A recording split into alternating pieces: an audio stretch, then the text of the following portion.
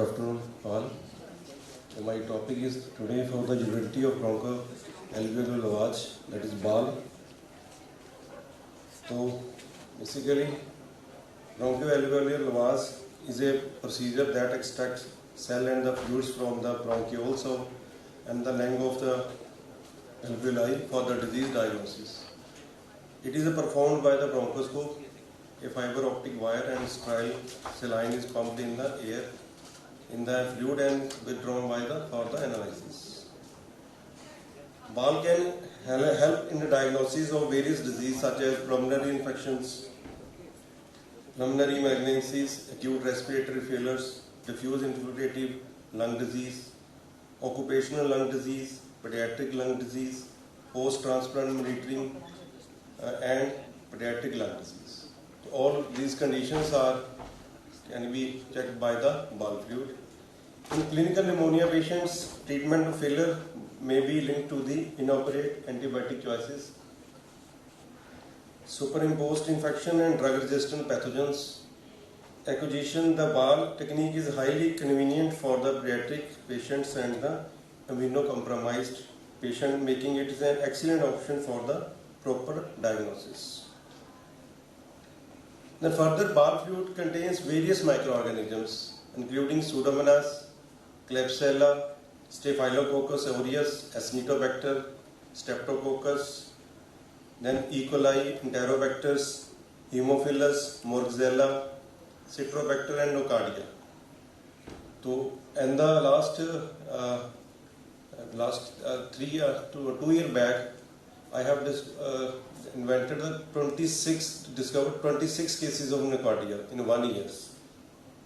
That is a nocardia. That is in a modified Jaden stain we use for this nocardia.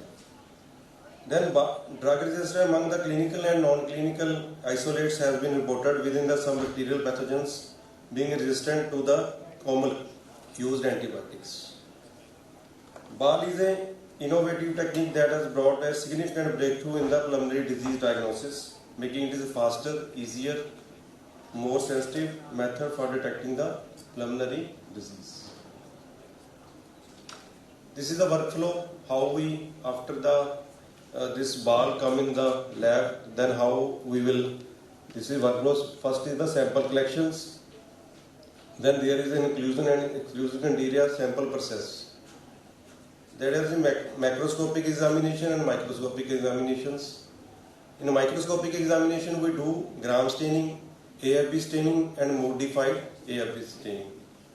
Then sample processing, other way we do cultures, blood agar, McConkey agar, then gram staining, identification of bacterial stains, then antibiotic sensitivity profiling. Then next is the material and method, how we use this material and method for this technique. Then a practice laboratory-based cross-sectional study was carried out at the microbiological lab of New Life Medicity and Delhi Heart Institute, Bathinda. The study was conducted over a period of 1 year, in the 2001 to 2002. Then total number of 149 BAL fluid samples were collected from the bronchoscopy.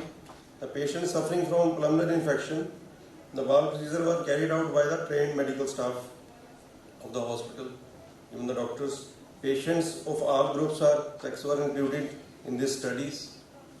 This culture showing monomicrobial growth were included in the study. Sample with improper sealing and labeling were excluded for the study. Then data and specimen collections. Patient informed consent was obtained before sample collection and their information was kept confidential. A pre-structured questionnaire was used to gather information of like the age, sex, then bronchoscopy details. BAL fluid was transported to the microbial lab, labeled and processed to avoid the contamination and desiccations. Then next is the sample processing, how we process the sample. Sample were processed in the microbial lab using procedure like I have already shown you, that is divided into two parts, direct microscopic, then cultures prepared from gram staining, ZN staining and modified ZN staining. And sometimes we also do for the KOS staining also.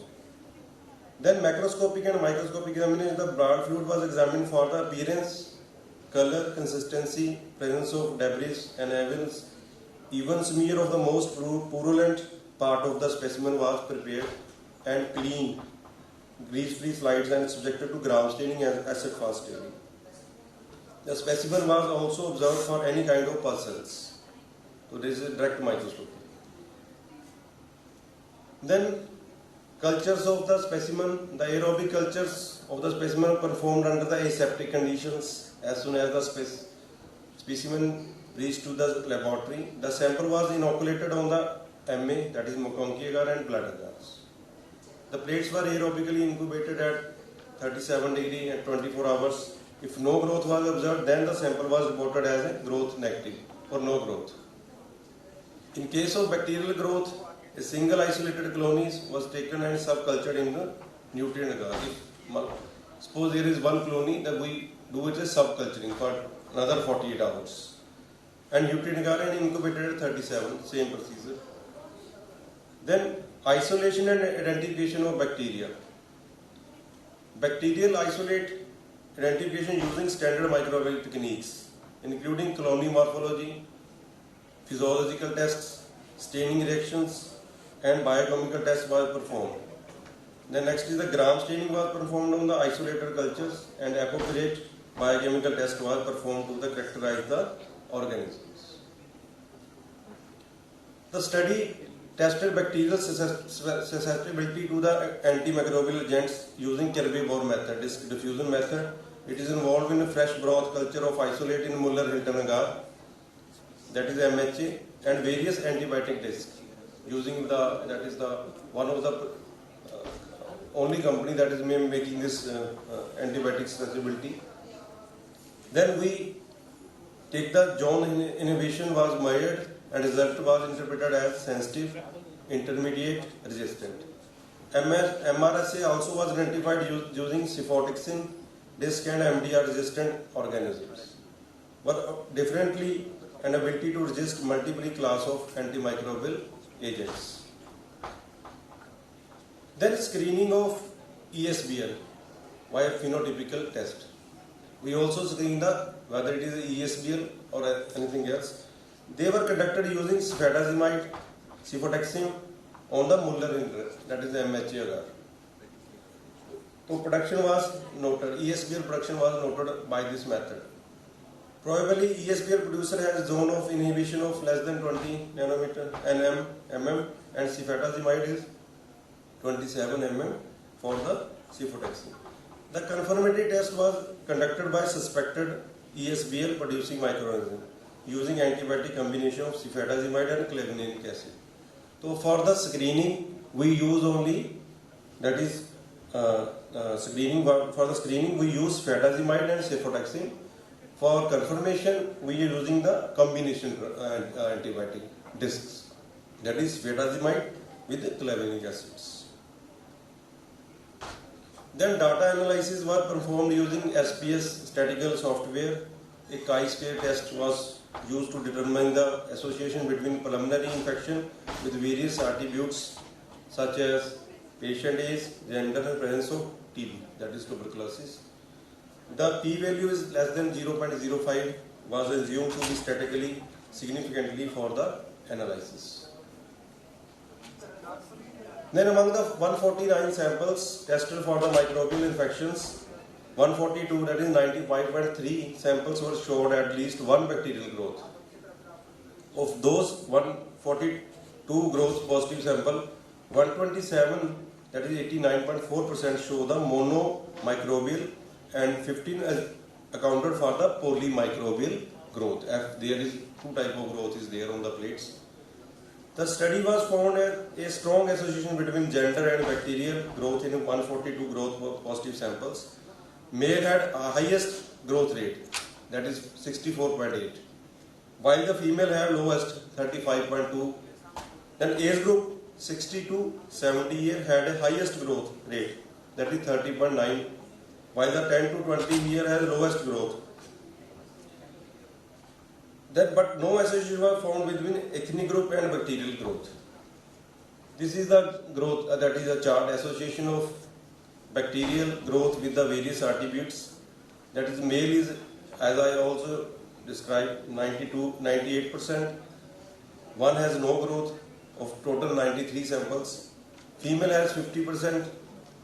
6 out of 6 are no growth.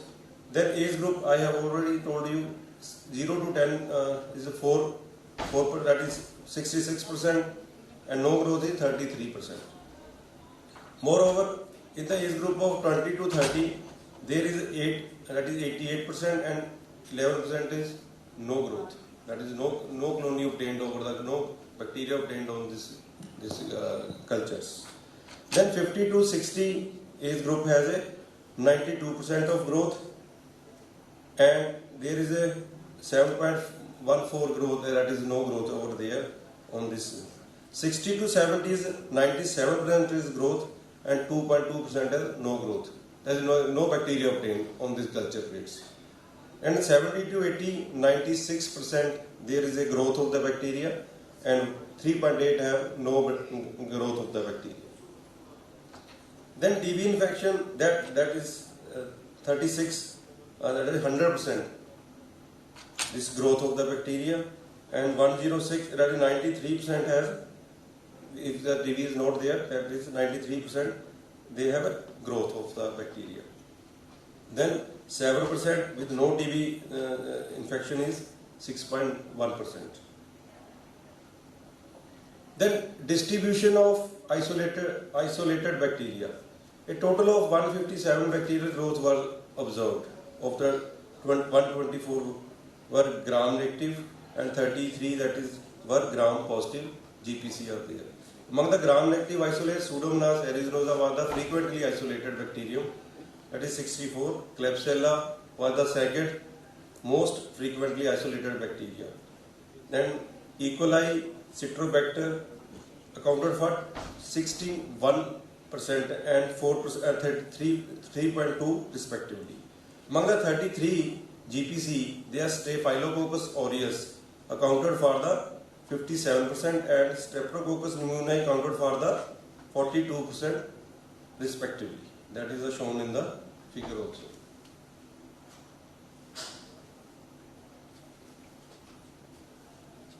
This is the figure, we have chart basically for the Pseudomonas aeruginosa, Klebsiella, E. coli, Citrobacter, Staphylococcus aureus, then Streptococcus pneumoniae. Then AST patterns. The panel of 15 antibiotic discs were tested for all the isolates, whether it is GPC or it is gram-positive or gram-negative bacteria. Ampicillin and carbapenems were the drugs that are effectively against all the isolates. Ampicillin was 100% effective against the aeruginosa and gram-positive cocci, while the 92% against effective against the Enterobacteriaceae family. Whereas the carbapenems were 100% effective against all the isolates. The least effective drug is gentamicin in the Pseudomonas, which was also completely ineffective against Enterobacteriaceae family and only 12.2% effective against GPC, that is gram-positive cocci. Amoxiclav, a combination of amoxicillin and clavulanic acid, were effective against GPC, 87% of isolates of Pseudomonas aeruginosa, but only 54.2% effective against Enterobacteriaceae isolates. This is the table where we are showing how this sensitive, then intermediate sensitive, then resistant, then Enterobacteriaceae. If you go with the ampicillin, 92% or 92.8% was the sensitive rate, intermediate was 7.2%. Then amoxiclavinate is 87.5%. For the Pseudomonas, Enterobacteriaceae was 54.2%. Then cefoxtin, that is for 92% in Pseudomonas and 27% in Enterobacteriaceae. And for the gram-positive cocci, this is 63% and intermediate 36.4%. Whereas the imipenem, carbapenems, that is 100% in Pseudomonas, 100% in that is Enterobacteriaceae, 100% in gram-positive cocci. So they are most effective, that is sensitive to these. Then cefepime is in case of Pseudomonas is 23.4% in case of Pseudomonas and 16.7% in Enterobacteriaceae and 39.4% in GPCs. Then next is the distribution of MDR and MRSA isolates. Out of total of 157 isolates, 125 isolates were MDR, 125 isolates were MDR, whereas the remaining 32 isolates are non-MDRs. Among the 19, there is Staphylococcus aureus isolate are 10 were MRSA. Pseudomonas aeruginosa dominated the MDR count, accounting for 48% of the total isolates. Following it was the Klebsiella pneumoniae. Then, being the MDR, the least MDR isolate, that is the Citrobacter cocceri. Among the gram-positive cocci, Staphylococcus aureus accounted for 7.2 isolate and pneumoniae for 4%. This is the chart showing this Pseudomonas aeruginosa, that is the 49%, Klebsiella pneumoniae, that is a 23%, then E. coli 16%, Citrobacter, that is the only 1%, Staphylococcus, that is 7%, and Streptococcus pneumoniae, that is 4%. Then frequency of ESBL producing Enterobacteriaceae. Among 60 Enterobacteriaceae isolate, 31 isolates showed ESBL screening test positive. In the study we also do the screening test as well as confirmatory test for the ESBL. So we are using the conventional cultures. Note that is the automatic. On performing the confirmatory test, 11 isolates of Klebsiella pneumoniae and 8 of the E. coli and 2 of the Citrobacter were found to be ESBL producer as shown in the table. So these are the table. Significant got in 36, screening positive, test positive is 70%, confirmatory positive is 11, E. coli is, that is screening test positive is 12, then confirmatory test is 8, then Citrobacter 2 screening test positive and 2 is the confirmatory test positive, and in case total is a 60, 31 screening positive and 21 is a confirmatory positive. Then the major outcome and conclusion of this study. The study highlights the significance of BAL in the diagnosis of respiratory disease. A high prevalence of bacterial growth were observed in the BAL fluid sample, indicating the importance of this technique for detecting the pulmonary infections. Pseudomonas aeruginosa was the most common pathogen, followed by Klebsiella, Staphylococcus aureus. The emergence of MDR and ESBL producing bacterial in the BAL fluid samples that it cause a serious concern as it limits the effectiveness of the commonly used antibiotics for the treatments. So as far as my recommendations after this study, based upon the findings, several recommendations can be made to address the challenges posed by the antibiotic resistant and enhanced diagnosis. That is the antibiotic stewardship. Implement and promote the appropriate antibiotic use, ensuring that antibiotics are prescribed judiciously and prevent the development of resistance. Then infection control practices. It is very effective. Strengthening infection control measure to minimize the transmission of resistant pathogen in a healthcare settings.